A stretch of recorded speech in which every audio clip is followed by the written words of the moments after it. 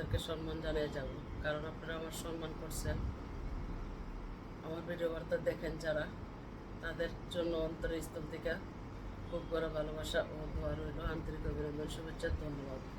এবং দুঃখ হয় আমাদের দেশে যে বন্যাটা হয়েছে, কুমিল্লা, ফেনী, নোয়াখালী, লক্ষ্মীপুর, চট্টগ্রাম, ব্রাহ্মণবাড়িয়া, মনে রাখার মতো 2024 খুবই একটা স্মরণিকা সাল। এদিক দিয়ে রাজনীতি, লোকের ক্লান্তিক, মানুষের আহাজারি, হত্যা, খুন, এদিক দিয়া মানুষের ঘরবাড়ি পুরানো, এদিক দিয়ে বন্যায় মানুষের ঘরবাড়ি বাইসা যাওয়া, এই 24 মনে রাখার মতো। তবে সবচাইতে বেশি কষ্ট হচ্ছে সামনে যে ভিডিও বার্তাগুলো আসতেছে, মানে দেখলে মানে কি বলবো, আমার ভাষা আসতেছে না, আমি কি বলবো সেই ভাষাটাই পাচ্ছি না।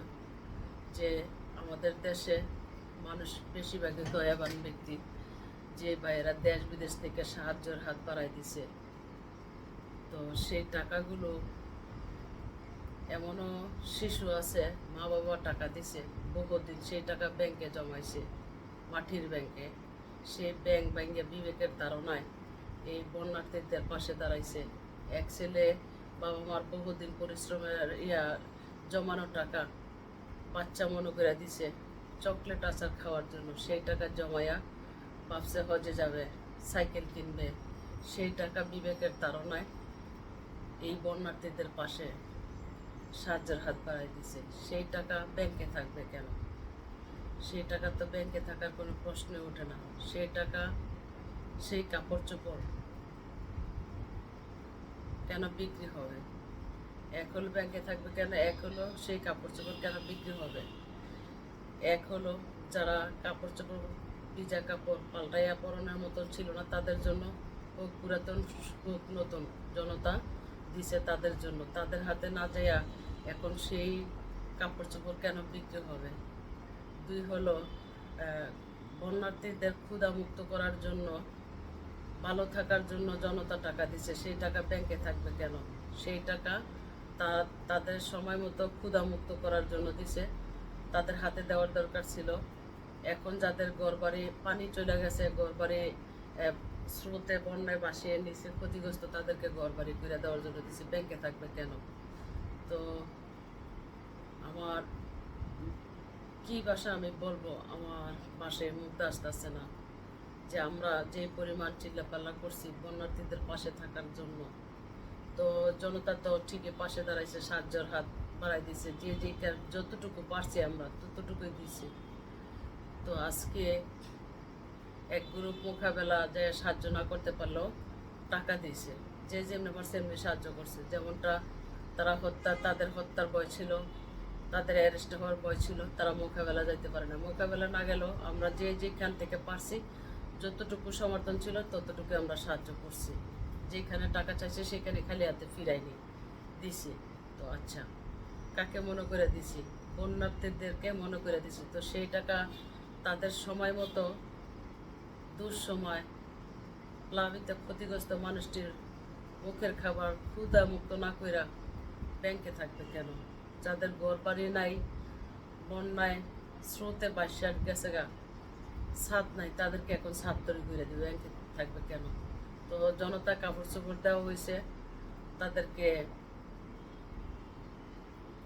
ভিজা কাপড় পাল্টায় শুকনা কাপড় পরার জন্য। তো সেই কাপড় আজ বিক্রি হবে কেন?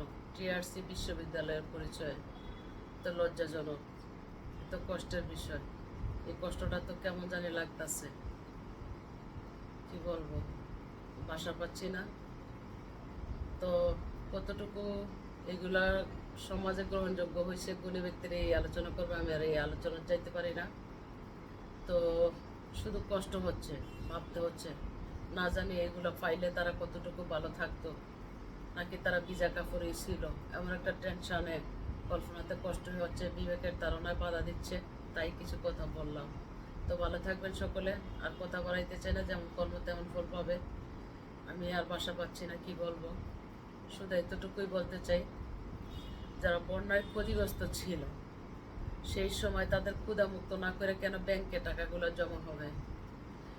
যেই কাপড় চোপড় দিচ্ছে সেই কাপড় চোপড় তাদের কাছে না পৌঁছাইয়া কেন এখন বিক্রি হলো, 1,20,000 টাকা দিয়ে কিনছে। এইভাবে অহরহ জায়গায় জায়গায় এরকমটাই হচ্ছে মনে হয়। একটা দৃশ্য না বের হয়ে আসছে, আর তেমন কত বের হয় তা তো বলা যায় না। খারাপ লাগলো বিষয়টা, মানে ভালো লাগলো না যে আসলে তারা কি না জানে কি কষ্টে ছিল। হ্যাঁ, সেনা বাহিনীরা সাহায্য দিচ্ছে, সেটা পাইছে। কন্টেন্ট ক্রিয়েটাররা অনেকে সেবকরা দাঁড়াইছে, সেটা পাইছে। আর যারা জায়গায় জায়গায় থেকে টাকা পয়সা দিছে, তো সেই টাকাটা তারা কেন পাইল না?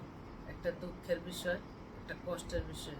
বাসা পাচ্ছি না, কি বলবো, বলার বাসা আমি পাচ্ছি না।